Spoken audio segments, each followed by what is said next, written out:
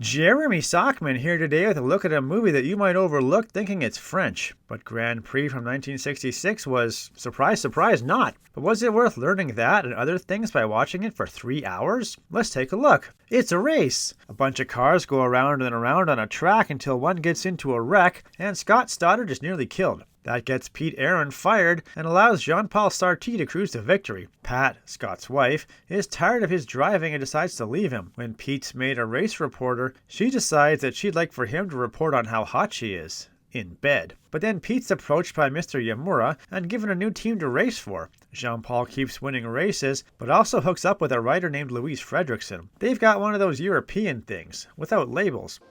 Come with me.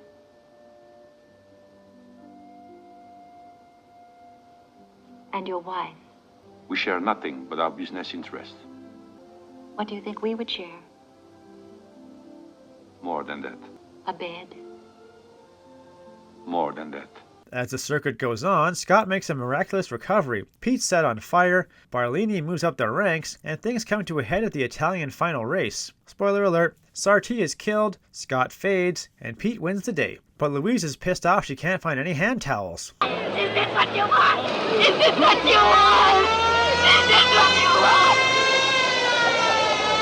Now this movie, at 3 hours, was almost as long as an actual Formula One race. But here, instead of just watching cars drive around and around, you got to see some partying, romance, corporate politics, and oh yeah, flaming death. You see, Grand Prix was giving us exactly what people argue fans want in watching races, and proving why that's a good thing. It can be pretty boring watching fast cars zip by too quickly for you to even read their vanity license plates, but especially when you're in a stationary position and they're not. It doesn't matter how many bags of popcorn you eat, or how many bottles of wine you drink, you're gonna fall asleep. That's why you want to watch crashes, fires, flips, and death. It's the only thing worth watching. Yes, I know. The director, John Frankenheimer, by showing us the mundane lives of the drivers and their debauched ways of affairs, philandering, casual sex, drunken parties, petty squabbles, death wishes, and crippling boredom with the world, was telling us all that these people aren't worth caring about. They're much more useful as living crash dummies, flying corpses, bloody effigies, and discount cremations. That's much more interesting and gets the ratings.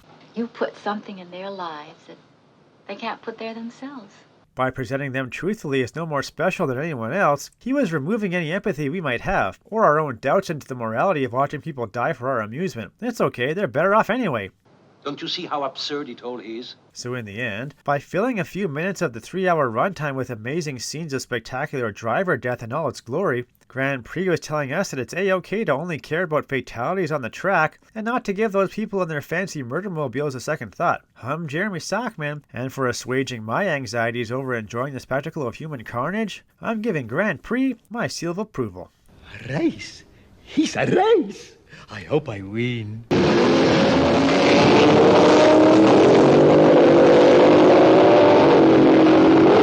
He's a race! He's a race! He's a race! He's a race! He's a race!